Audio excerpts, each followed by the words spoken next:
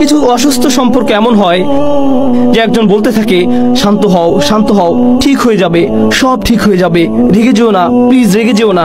যতই সেগুলো বলে ততই অপরজন বলতে থাকে না, আমার সাথে কথা বলো না, আমাকে একা ছেড়ে দাও, ইত্যাদি ইত্যাদি।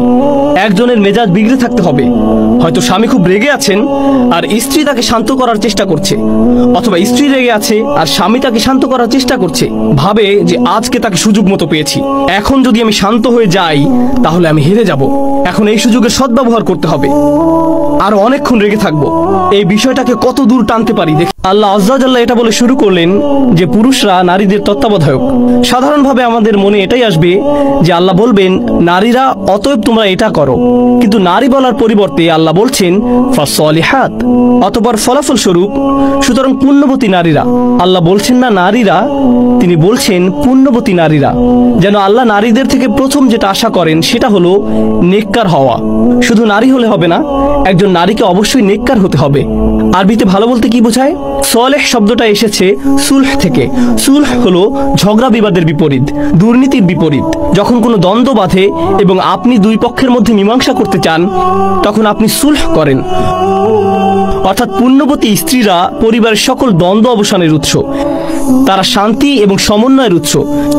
তাদের কারণে রাগ প্রশমিত হয়ে যায়, তাদের কারণে কণ্ঠস্বর নিচু হয়ে যায়। তারা প্রশান্তির উৎস, তাদের কথাবার্তা বুদ্ধিবৃত্তিক, তারা পরিবারের সংস্কারের উৎস।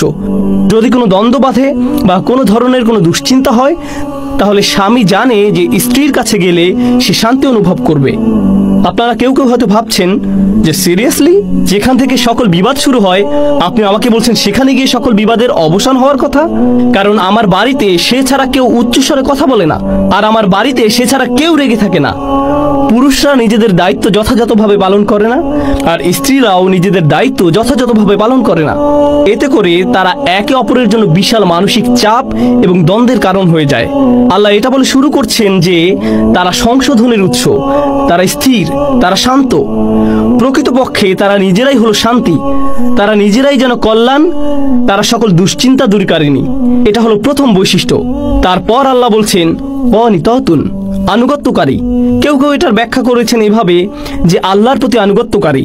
এটাও সঠিক, তারা আল্লাহর প্রতি আনুগত্যকারী। মুফাসসিরগণ বলেছেন যে এটা আল্লাহর প্রতি আনুগত্য, যেমন আল কুনুতু লিল্লাহ, আনুগত্য আল্লাহরই জন্য। আল্লাহ বলছেন উমুলিল্লাহি কানিতিন, আর আল্লাহর সামনে একান্ত বিনীতভাবে দাঁড়াও, অর্থাৎ শুধুমাত্র আল্লাহর প্রতি এমন চির অনুগত থাকো। কিন্তু এখানে এই প্রসঙ্গের সাথে এটার সম্পর্ক কি? কারণ যদি একাংশ এমন হয় যে পুরুষদের নারীদের জন্য এটা করা উচিত, তাহলে সাধারণভাবেই আমরা ভাবি যে এর পরের অংশ এমন হবে যে নারীদের পুরুষদের জন্য এটা করা উচিত। তাহলে এর মাঝখানে কেন আল্লাহ এমনটা বলছেন? হ্যাঁ, তারা পুরুষদের জন্য এগুলো করবে, কিন্তু এই অংশটা আল্লাহর জন্য। এখানে এটা বলার কারণ হলো নারীদের এটা স্মরণ রাখা উচিত যে যখন তারা প্রশান্তির উৎস হয়, যখন তারা পরিবারের শান্তি এবং সাকিনা হয়, তখন তারা এর মাধ্যমে আল্লাহর প্রতি আনুগত্য প্রকাশ করে। তাদের এটা বুঝতে হবে যে একমাত্র তারাই পরিবারকে শান্ত রাখতে পারে, আর একমাত্র তারাই পরিবারে আগুন জ্বালাতে পারে। ঠিক যেমন এয়ার কন্ডিশনার ঘরের তাপমাত্রা নিয়ন্ত্রণ করে, তেমনি ভাবে নারীরা ঘরের আবেগ অনুভূতির তাপমাত্রা নিয়ন্ত্রণ করে। এই নিয়ন্ত্রণ তাদের হাতে, আর তাদের উচিত এই তাপমাত্রা ঠান্ডা রাখা।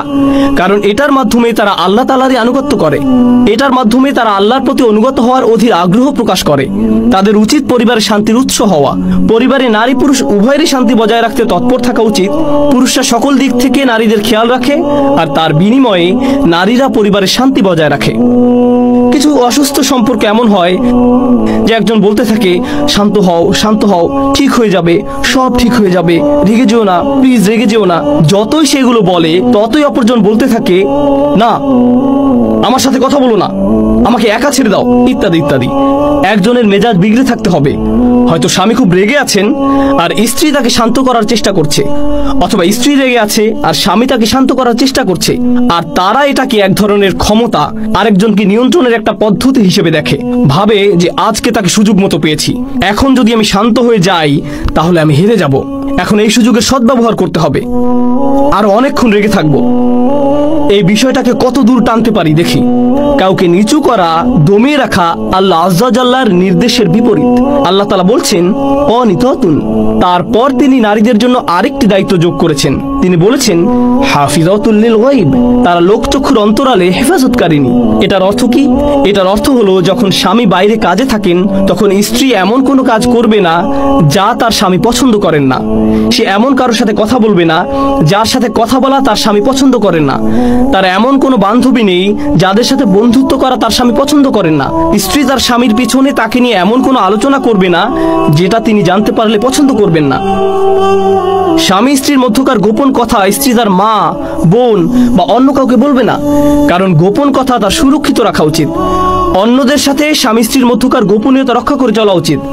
তবে স্ত্রী যদি নির্যাতনের শিকার হন, স্বামী যদি স্ত্রীকে মারধর করে, গালি দেয়, স্ত্রীর সাথে আবোল তাবোল কিছু করে, তখন স্ত্রীর উচিত হবে এমন কারো শরণাপন্ন হওয়া যে তাকে সাহায্য করতে পারবে। স্ত্রী যখন ভাবেন যে আমার কারোর সাথে কথা বলা লাগবে আর তিনি স্বামীকে তীব্র ভৎসনা করতে থাকেন, অথবা স্ত্রী এমন বিষয়ে অন্যদেরকে বলেন যা স্বামী তাকে গোপন রাখতে বলেছিল, অথবা স্ত্রীর এমন সংযোগ, বন্ধু বান্ধব, সহযোগী বা সঙ্গী আছে যা স্বামী পছন্দ করেন না, কিংবা স্ত্রী এমন জায়গায় যাচ্ছে যেসব জায়গাতে যাওয়া স্বামী কখনোই পছন্দ করবে না। স্ত্রী এমন জায়গায় যাচ্ছে, স্বামী যদি তাকে সেখানে দেখে তাহলে খুবই দুঃখিত হবে এবং খুবই কষ্ট পাবে। তারপরেও স্ত্রী সেসব জায়গায় যাচ্ছে এবং ভাবছে যে স্বামী তো আর জানতে পারছে না, তাই সমস্যা নেই। আল্লাহ বলছেন হাফিজাতুল লিল গায়ব, তাদেরকে লোকচক্ষুর অন্তরালে হেফাজতকারিনী হতে হবে। এর একটা অর্থ হলো স্ত্রী সে সকল বিষয় হেফাজত করবে যা স্বামীর কাছে অপ্রত্যক্ষ।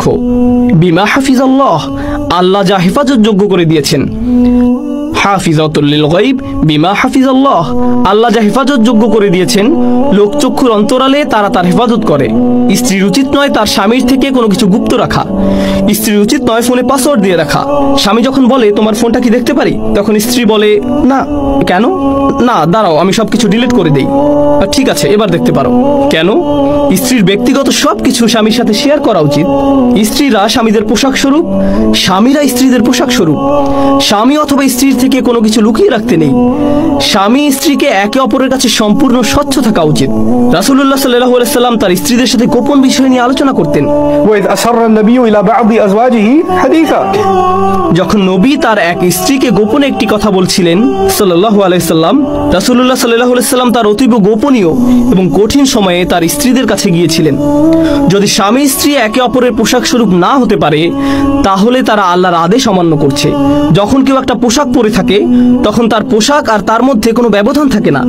স্বামী বা স্ত্রীর কাছে কোনো কিছু লুকিয়ে রাখবেন না। এটাই একজন সঙ্গীর বৈশিষ্ট্য, এটাই স্বামী বা স্ত্রীর বৈশিষ্ট্য।